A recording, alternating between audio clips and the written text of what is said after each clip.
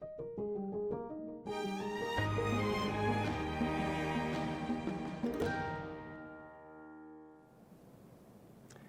afternoon, and thank you for joining us today to learn about a historic opportunity to make climate progress in the South.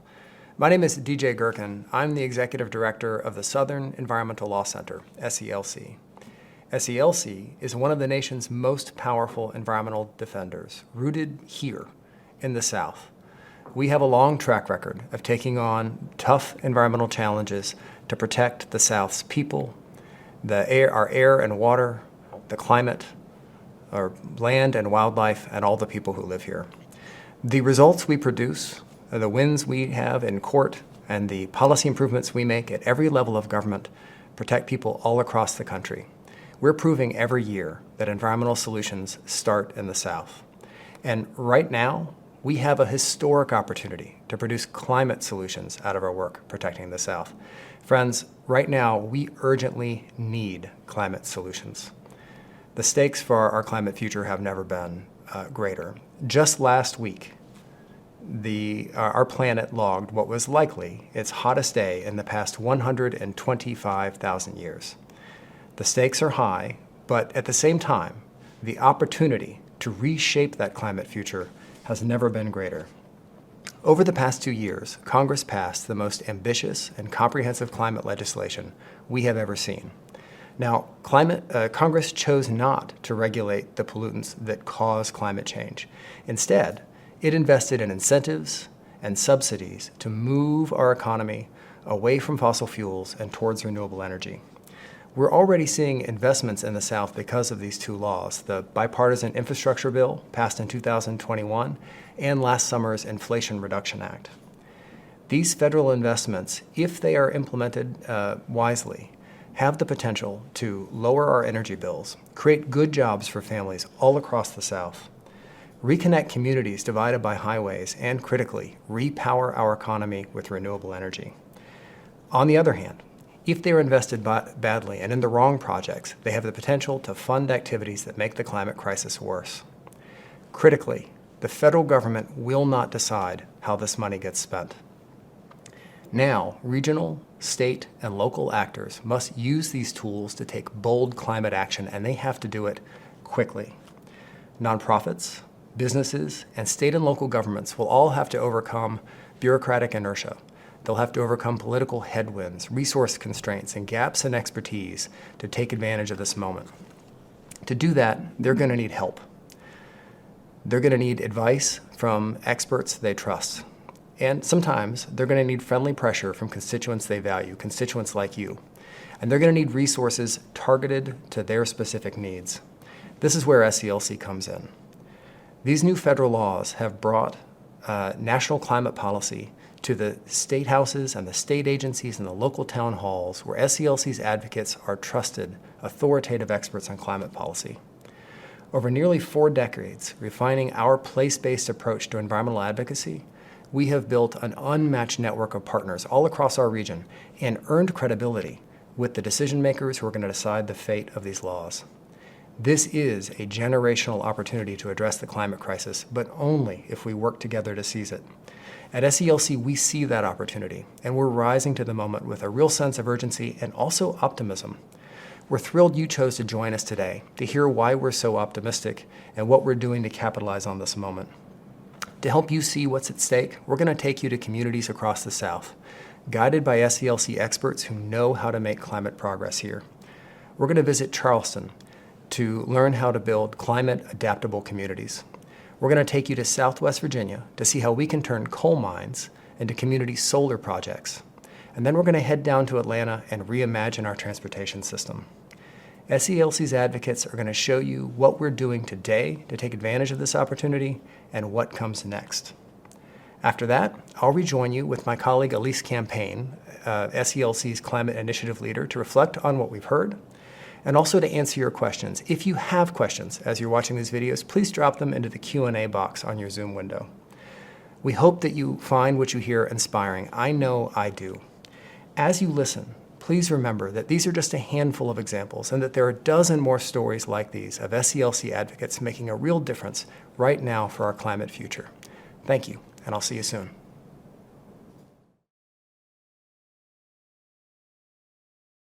SELC is dedicated to the climate problem because it's a core that impacts everything that we do. From protecting our forests, our wetlands, the creatures that we love, the community and the people here in the South. I'm Elise Campaign, and I'm the Climate Initiative Leader here at the Southern Environmental Law Center. Living in Charleston, South Carolina gives me a real front row seat onto what's happening with climate change. Increases in flooding make it sometimes impossible to even get to my office downtown. That's happening more often. The South is on the front lines of the climate emergency. We have a huge coastal population that is facing real risk from rising seas and from flooding, but it's not just a coastal problem. With climate change, we have a really wide range of extremes that we're dealing with. And so across our 6 states, they each have a different flavor. Here in the low country of South Carolina, we have the problem of too much water. We are thinking about things like how to manage flooding, what happens to the drinking water when sea levels rise and potentially intrude, how do we keep water from being polluted. While other parts of our region, we have a lack of water and wildfire risk, changes in crop patterns, heat problems that are coming into cities that don't have enough tree canopy. So the climate emergency calls on us to be really specific about how we protect and involve communities in solutions that work for the challenges facing them. There's a tremendous amount of climate momentum coming out of Washington. It is largely in the form of 2 big pieces of legislation. One was the bipartisan infrastructure law, but the real turning point was the passage of the Inflation Reduction Act, which authorized roughly $1 trillion in spending to combat the climate emergency. To me, one of the most exciting elements of all of this climate spending is that we're rethinking how infrastructure and planning and federal resources are deployed across our country and in our region specifically. Historically, federal agencies have given money to state officials and they decide kind of what's best. And so there's a new approach, especially using a Justice 40 lens, which is saying that communities that have borne the disproportionate burden of environmental injustices and pollution should be put to the front of the line when those investments hit the ground here in the States. And so in order to make that happen, there is a lot of money to help communities begin to first talk about and identify the biggest sources of pollution problems and to see where they feel vulnerable in the face of a changing climate. And those dollars are already being used in Bucksport, in Rosemont, in Union Heights, in areas outside of Savannah. The community involvement is growing and enabling people to have a voice and direct specifically where those investments should come first and be most effective, rather than it coming from somebody who's looking at it on a piece of paper but doesn't have the lived experience of what it's like to be in that neighborhood when a flood or a storm comes in. Inflation Reduction Act investments are a tremendous lever to propel the South forward and to deliver on meaningful climate solutions. That funding is coming to our states and communities in a variety of ways, in forms of tax incentives, of direct grants, of loans. And in South Carolina, one of the examples of what that looks like is money for communities that are seeing repeated flooding in areas that have sources of pollution that they're really concerned about. Rosemont is an area that has borne a tremendous burden of pollution over the years. It's a historically Black community. It's an area that was connected to a thriving naval base and industry that has long since been left behind, and is now really trying to hold on to their neighborhood fabric and rebuild and use these federal funds to create a, once again, more vibrant place to live. And it is working with some of its adjoining neighbor partners to use federal planning money to look for the hot spots of where air pollution concerns are coming from, where the flooding is coming from, and to find ways to address them. So rain gardens, planting things that can absorb the water, looking for places where you can get rid of some of the pavement so that water can filtrate into the soil. Sometimes solutions are pretty simple. Rain gardens and other green building techniques can be a really important complement to keeping our wetlands healthy and to amplifying their most effective functions. The wetlands are nature's best and first defense from rising seas and storms, and over the nearly 2 decades that I've lived here, it has been fascinating to watch as hurricanes or big fronts move through how much water a functioning wetland can store. I mean, they're built to do this on every tide cycle, and people that live near them are counting on those wetlands to protect their homes as the sea levels rise. Some of the alternatives of seawalls and riprap and things like that, they might work in a specific application, but they tend to leave people out. Someone's not behind that wall, and that means the water is still flowing, it's still moving somewhere, and it's just displaced into another community. And so the nature-based solutions feel both inclusive and more resilient in the face of the unknowns as the climate changes.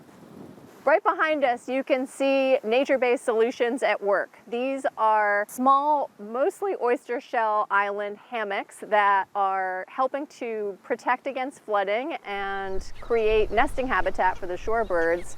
Restoration efforts are underway to add oyster bed systems where marsh grasses then fill in behind it. We also have some Spartina grass replanting projects that are underway to restore marsh health. In contrast, right across the busy Charleston Harbor, you see the peninsula of Charleston, where there is a very expensive seawall that's being proposed that is essentially just building a wall to protect residents inside. And so we are engaged in trying to make sure that that seawall incorporates more nature-based solutions and to make sure that we're not leaving communities out or displacing water into communities that will then be facing additional flooding from the hardening structures. The federal government doesn't know what is best in South Carolina, in Tennessee, Alabama, in Georgia, North Carolina. Our long-standing commitment to our 6 states, our knowledge of the people, the communities, the places, the decision makers puts us at a real advantage. And so we are very well equipped to identify where the opportunities are, but we can also see when things might have the potential to go astray. We have nearly 4 decades of ideas and experience in all of the sectors that are being affected, whether that's putting in transit systems, road projects, drinking water, wastewater, housing, building efficiency. Our mapping skills, our geospatial skills are also very important for making sure that we're not going to spend federal money on projects in areas that are right in harm's way, that are about to be flooded. We want to make sure those dollars are put on high ground. We want to use our understanding of the landscape to make sure that we're building solutions in places that can endure for the long haul. Right now, we are in North Charleston at a park on Philbin Creek. This happens to be the most polluted area in terms of the creek systems that are tested by our partner group, Charleston Waterkeeper. It tests high for bacterial levels and also for other industrial contaminants because, as you can see, we are in a very heavily industrialized area. We have a port, we have a paper mill, we have coal terminals, we have a number of chemical facilities. And in addition, we have tremendous development pressure that's been happening in and along this corridor. So Philbin Creek used to be a functioning creek system, and the natural creek system would help protect and filter pollutants. But since the industrialization has occurred, there have been floodgates put in, there are berms that are built, and it has turned this into really kind of a drainage pool that has become a concentration point for contaminants.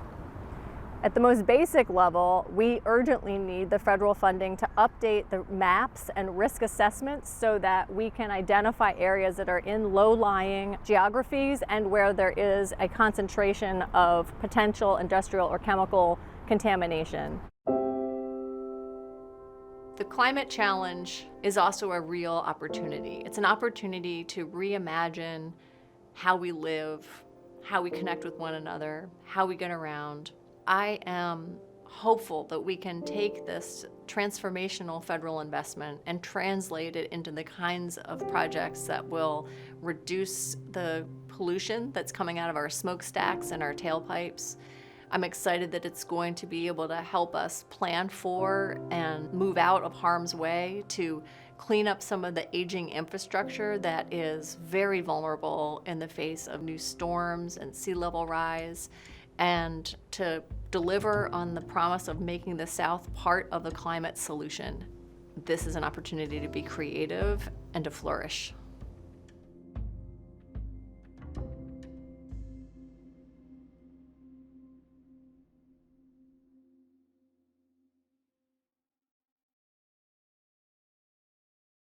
We know that coal has to be on its way out if we're going to address climate change, but that doesn't mean that communities that have depended on it for decades have to also be left out. My name is Josephus Almond. I'm a senior associate attorney here at SELC in the Charlottesville office.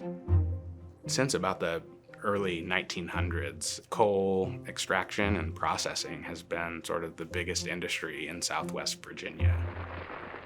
Those communities had really negative land use effects that happened from these coal mines. Coal extraction and processing is a dirty business.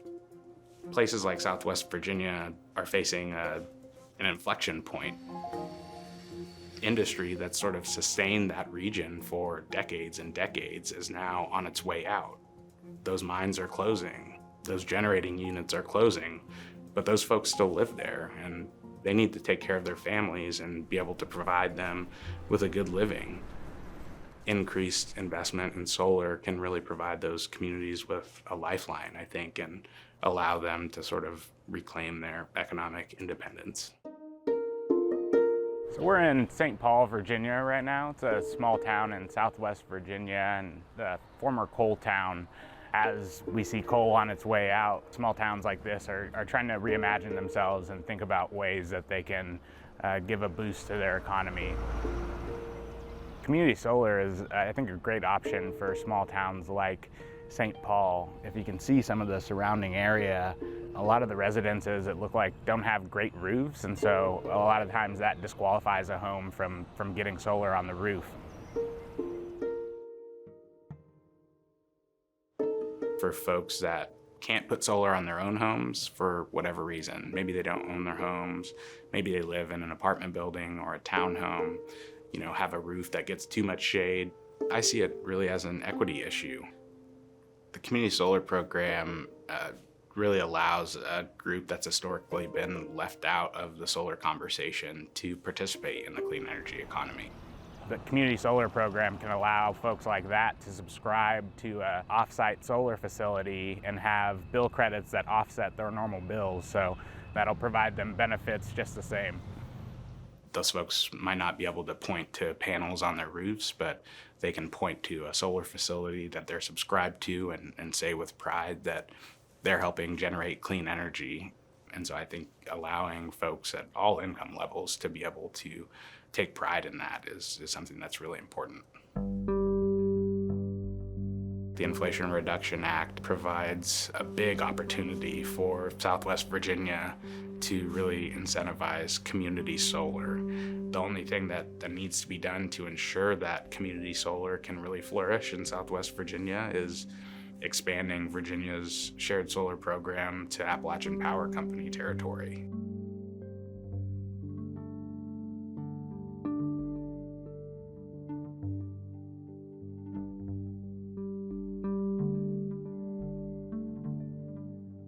Federal action and state action are both necessary pieces of the puzzle as we think about the clean energy transition. And that's why we spent considerable time at the legislature trying to expand the program into Appalachian Power Company's territory. And so SELC played a big role there in helping draft the legislation and work with partners.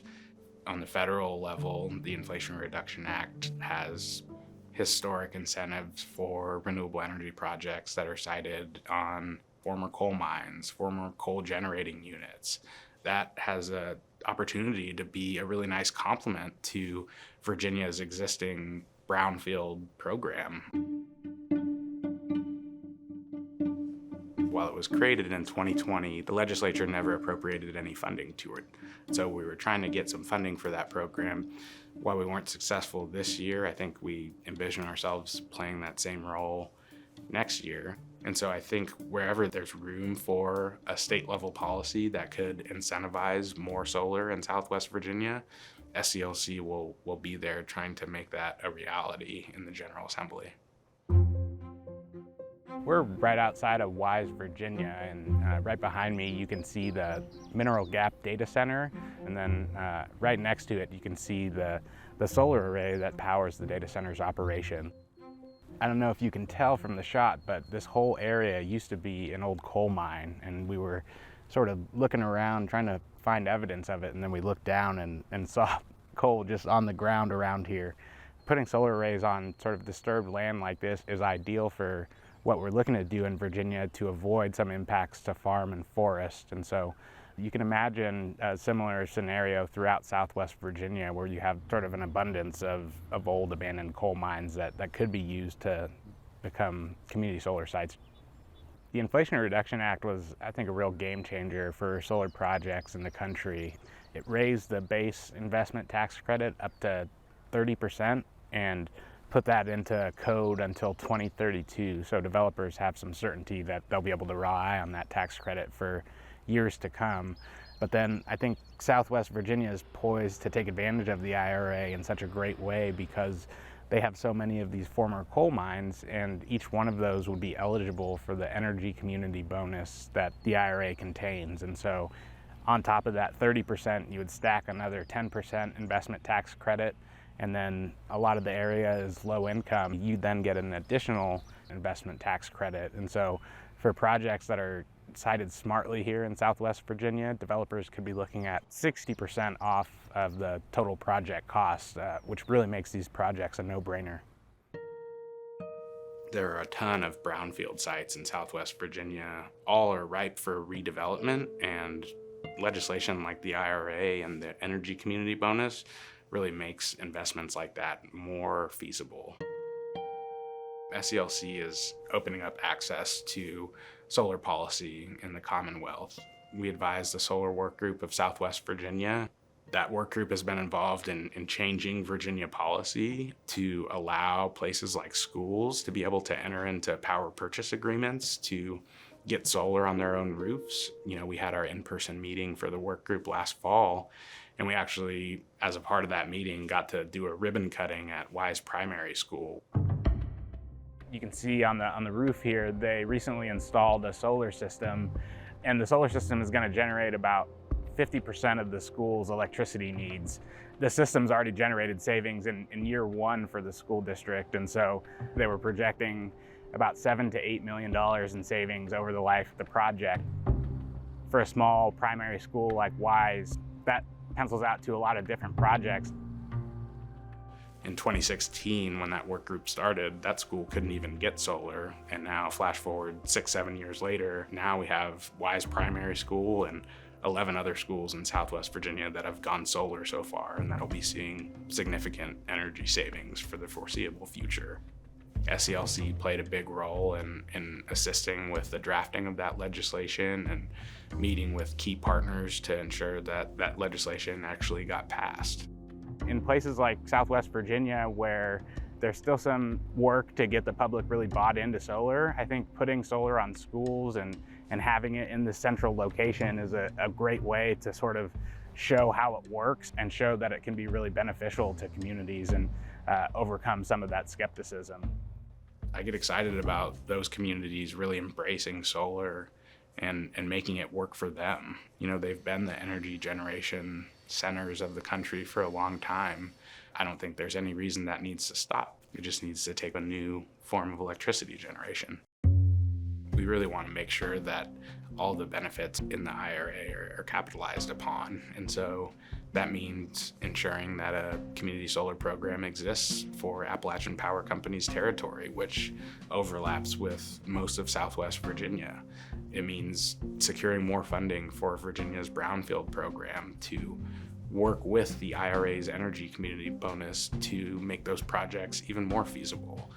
And I think there's a lot of room to show that that model really works and export it throughout the South and export it throughout the country. I think along with the IRA's opportunities, there is sort of this responsibility to ensure that our clean energy transition brings all folks along. It's sort of poetic as we think about our energy transition. Some of the dirtiest sites in our country that used to be coal mines being coupled with solar energy and providing clean energy for the foreseeable future. I think that's a really exciting concept.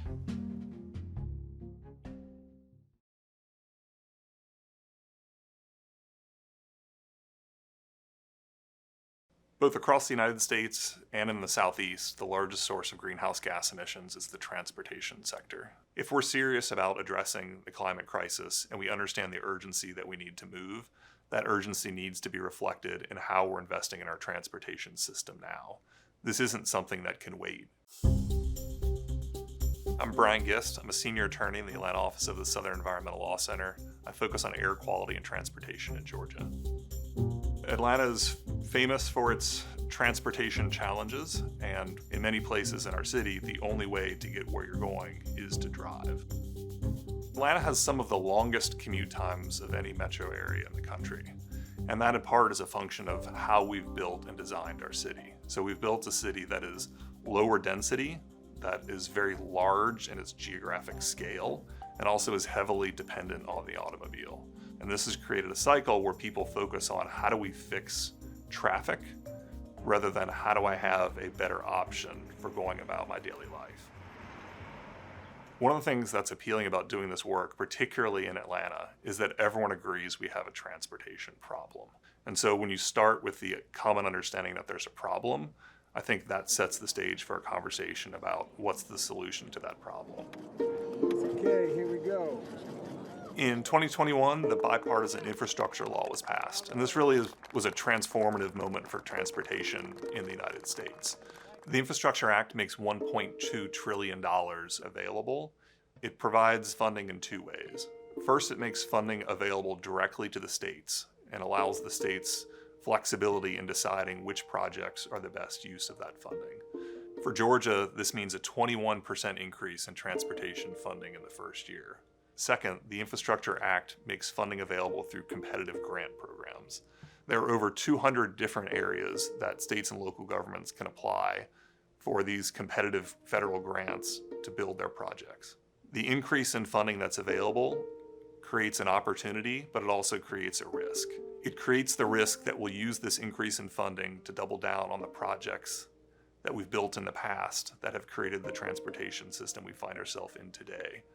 But SELC is uniquely equipped to think about how can we influence those decisions that are made at the agency level by those local governments. One example of working collaboratively with a local government is our support for the Stitch project in the city of Atlanta. The Downtown Business District and the city of Atlanta reached out to SELC as a partner to help them secure their Reconnecting Communities grant that would allow them to perform additional design and engineering in furthering the Stitch project. So we're here in Midtown Atlanta at the 5th Street Bridge, and over my right shoulder, what you see is the downtown connector. So this is the main interstate running through the city of Atlanta. And right now, as we're approaching rush hour, it's full of cars. And over my left shoulder, you have the 5th Street Bridge, which is a wider than normal bridge built to create a green space that reconnects the two sides of the interstate. So looking around, you wouldn't believe that you're actually standing over the highway, but it actually runs this way. And so on one side, you have the campus of Georgia Tech. On the other side, you have the Midtown Business District. And right below my feet is actually 16 lanes of interstate highway. So this is an example of trying to retrofit some of the mistakes that we've made in the past. In the past, we really emphasized trying to move cars around the city. And so that was the reason we build wider and wider highways. But the idea for the Stitch project is to really put a cap on the freeway. Instead of just being a wider than usual bridge, we'll actually put a cap that spans multiple city blocks. SELC supports projects like the Stitch and other similar ideas to reconnect communities because we can't simply expect people to drive less if we don't give them a safe, pleasant alternative. And so by making places where you can walk, where you can ride a bicycle, where you can use transit, and making that as pleasant and as safe as driving an automobile, we're providing people with a viable option. Those are really the objectives of the Bipartisan Infrastructure Act. We're trying to build transportation projects that achieve our climate goals and also build a more equitable transportation system. This bill was also important because it laid out clear policy objectives, and in particular, it was oriented towards addressing the climate and equity challenges that our historic investment in transportation has created. In the 50s and 60s, the United States invested very heavily in building out the interstate highway system. And almost with surgical precision, communities of color and low-wealth communities were targeted as the places where we chose to put these roads. And they not only divided the communities that were previously there, but they also forced the residents who remain to bear the consequences. They're the ones breathing the air pollution and suffering from the noise. They're the ones who are divided from their neighbors by the existence of these roadways. So this isn't simply an artifact of decisions that were made 50 or 60 years ago. We're continuing to build on those mistakes of the past now through the decisions we're making to expand our roadway system today. We want to do something differently. We have the opportunity to do something differently, and we have a historic amount of money available for us to do that. And that's why it's so important for us to seize this opportunity. The Bipartisan Infrastructure Law not only makes funding available for traditional forms of transportation, the roads and bridges, the airports and the ports, but it also invests in other areas that haven't seen the same level of investment. Things like electric vehicles, sidewalks, pedestrian safety. Because we've designed many of our roadways around the car and allowing people to drive fast, we've made it more difficult and in many times more dangerous for people who want to get around without driving. So for people who want to walk or ride a bicycle, it may be dangerous or difficult to use those same roadways because we've designed them around the automobile. And so one of the things that the Bipartisan Infrastructure Law provides is money to retrofit those roadways to make them safer for all people. So we're here in Midtown Atlanta. We're right by Piedmont Park. And what you'll see is an intersection that has been retrofitted with a number of measures to make it safer for bicyclists and pedestrians. So for example, what you'll see is the signal over the intersection. Pedestrians can push a button, the light will start flashing and traffic will stop, and that allows pedestrians to walk safely across the road. You also see that we've taken a lane of traffic and dedicated it to bicycle lanes. So you have a physical barrier between where the bicycles are and where the automobiles are, and that allows people to feel safer as they're using this space on their bicycle. You also see the green striping on the pavement. That's called a bicycle box. And what that allows the bicyclists to do is a safe place to wait as they're waiting for a break in the traffic so they can make a left turn across the roadway. These are an example of the kind of things that we can install in other areas, like in the corridor along Pryor and Central Street, where the Safe Streets for All grant would be used. So this grant would provide $30 million for pedestrian and bicycle infrastructure in a corridor that runs south from downtown and connects with the Atlanta Beltline. This neighborhood between downtown and the Beltline is a Black neighborhood where we historically have not seen investment in things like pedestrian and bicycle safety. So this project will allow residents to better access both the Atlanta Beltline and the economic development that's occurring around that, but also downtown with all of the jobs and educational opportunities that are located there. This project really exemplifies what the infrastructure law is intended to do. This is making a different type of investment in a different type of area than we've made in the past, and is allowing us to move away from an auto-centric corridor to a road that really serves not only drivers, but also people walking or riding their bicycle or using transit. SELC is uniquely poised for this moment because we're a place-based organization. That allows us to leverage our national expertise, but ground it with the realities in local communities. So we understand where these projects will be built, and we understand whether they'll be beneficial or not. This is such an exciting moment because we have a confluence of three things. First, we have clear policy direction to focus on climate and equity. Second, we have the appetite at the local level to pursue different types of projects, to build things differently than we have in the past. And third, we have a historic amount of money available to do this. We can actually pay for the things that we haven't always been able to pay for. That's what makes this such a historic and exciting opportunity for the South.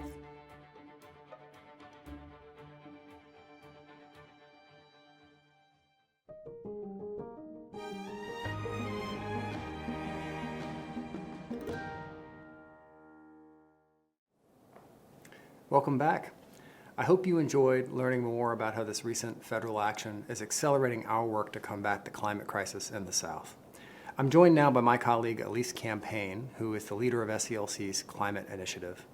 Elise, you worked in Congress, you worked on the Hill, you've worked on national climate policy, and now you're leading our climate strategy in the South. I would love to hear more from you from that perspective, how this national climate policy is going to play out in our region. Thanks, DJ.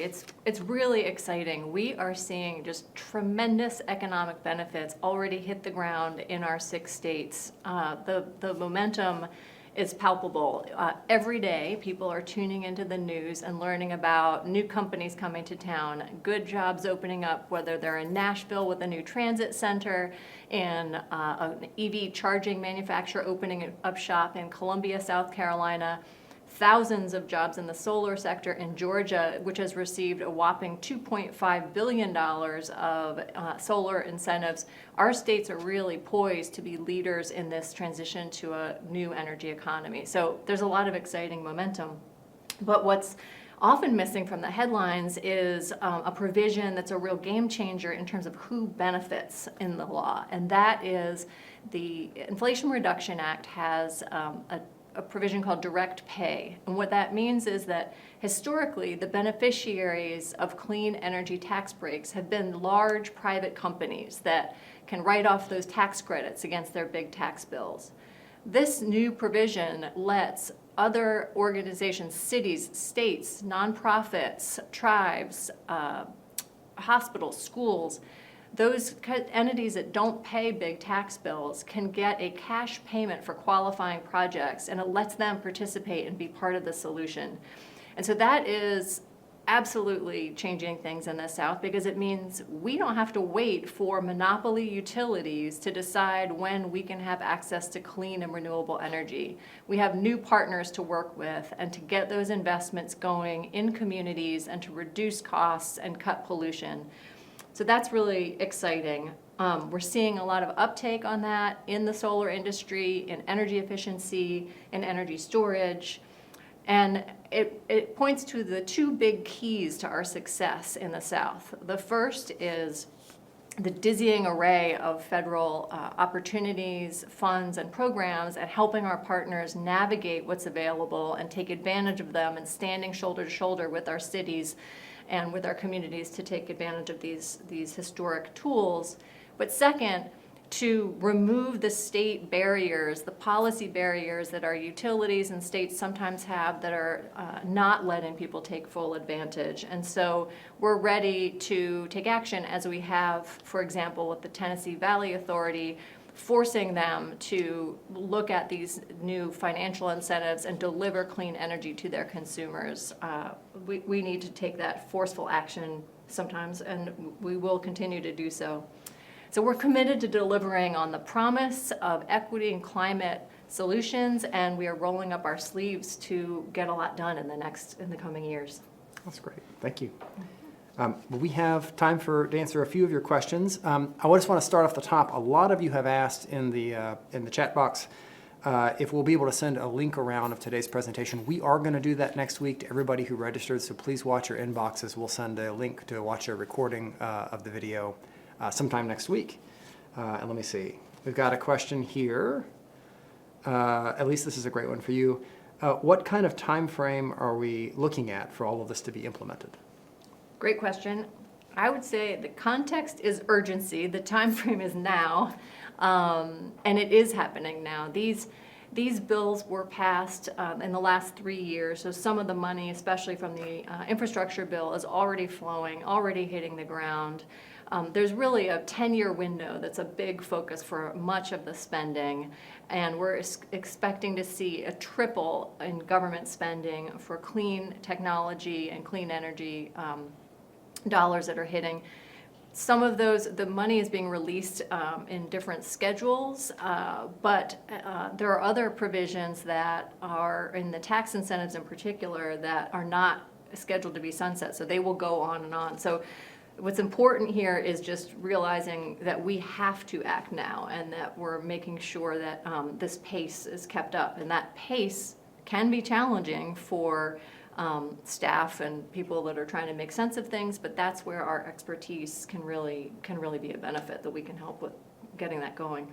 And I'll add one thing to that, which is, there's getting the money, this federal money out the door to our communities, and at which point it's going to, we hope, fund a lot of important work on the ground. And that's the other piece of this in terms of timing, is we have to move quickly to build a lot of things in the South.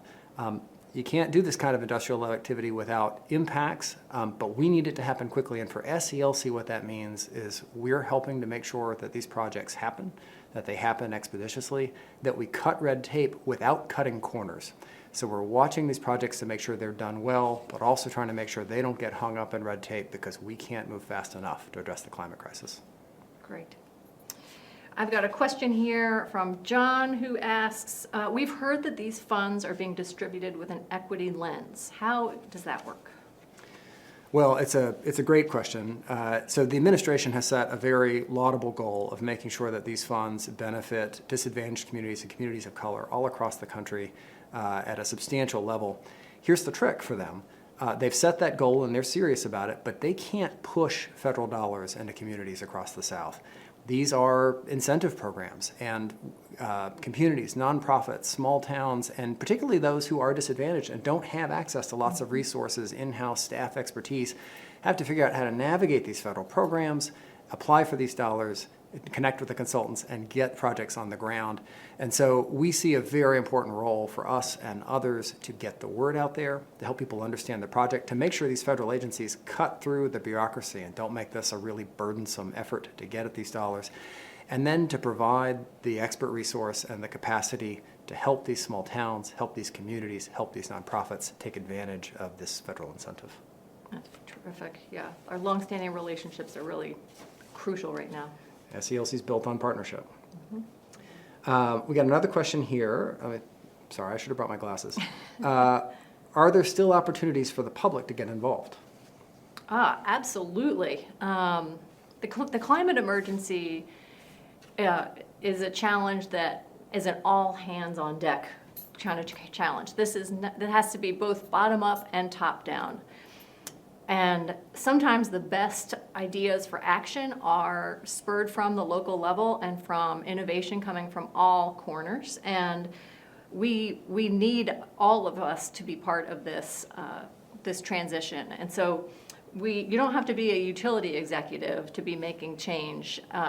One of the great examples of this is the transportation sector, and many of those decisions happen at the local level. So being involved and finding out what's going on in your town, in your city, in your state, asking questions about how you are able to get access to some of these new, exciting, clean technologies. Then there's individual decisions that get made every day about we all are going to be affected by this change in how we produce things, how we get around, how we protect the open spaces around us so it can store more carbon, store water, protect ourselves from the impacts of climate that are being felt. And there are formidable adversaries. The fossil fuel companies are still pouring billions of dollars into an effort to maintain the status quo. So we need all of us to raise our voices and demand that action be taken, and that these historic federal investments are put to good use, and to really deliver on the promise that we have before us. So please get involved. Yeah, absolutely. Let's see, we have a question here about, this is a great one. What is the accountability for making sure that the funds and incentives address the climate emergency? Well, it's hugely important, and it's something we consider very much part of our mission. There's really, I guess there's two answers to this. One, it's shaping what the federal agencies do. They're going to design the programs. They're going to send the money out the door, and so making sure they're doing that well and accountable to make sure that they're funding real climate progress. And the other is watching the projects on the ground here in the South and making sure the same thing from our perspective as environmental advocates, that we're getting real climate progress for this investment. A great example, at least you were just talking about transportation funding. When the bipartisan infrastructure bill came out, and then subsequently with guidance, they tried to put guidance in place to make sure this money went to the idea. If you ask members of Congress, they'll say this funding is for electric vehicle charging networks and rail and mass transit and alternatives to fossil fuel driven cars. Unfortunately, none of the law requires that. And so the difference between success and failure here is going to be choices at state agency levels and state departments of transportation across our region and around the country. And we see an important responsibility for us and our partners there to make sure that money goes to what it's intended for, making the climate crisis less severe.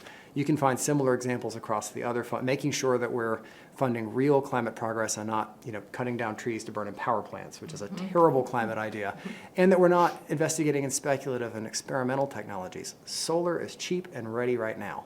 So we're going to be watching very closely how this money rolls out in the South and make sure that we hold people accountable when it's necessary. Fantastic.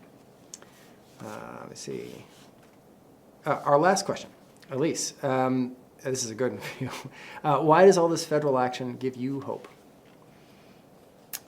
Wow. Well, it is easy to sometimes feel dispirited when looking at the headlines, sometimes seeing the smoke outside our windows. But I am very hopeful, and I believe in the ability for us to collectively rise to the occasion. And I just can't understate how significant the moment we are in is. The Inflation Reduction Act is the single biggest climate action ever taken in our history, period. The whole of government focus is rising to meet the need. We have our research institutions that are trying to get ahead of some of the biggest new ideas and how we can transition away from fossil fuels. We have our Department of Agriculture, our Interior, thinking about how our farms and our forests can be protected and used to store carbon. We have people out on the front lines of trying to innovate ways to improve efficiency, change how we get around. Lots is happening. There's a great sense of opportunity right now, and 3 decades ago in Congress, we were still fighting about whether climate is real. We are way past that, and I just think I encounter it every day with people saying something about what they're seeing and wanting to do, and having this kind of momentum is not to be taken for granted. So I am both hopeful and inspired by what we have here. I agree. Well, that's all the time we have for questions. Thank you all for joining us today. I think if there's one takeaway I hope you take away from today, is that we indeed have a historic opportunity to reshape our climate future if we work together to seize it. At SELC, we are stepping up to seize it. We're investing in new capacity to meet this moment, and we're so grateful that you're joining us in this work. If you want to learn more, please visit our website, and please consider making a gift to support the work that we're doing. Thank you for your time today. Thank you for your joining us, and have a great afternoon.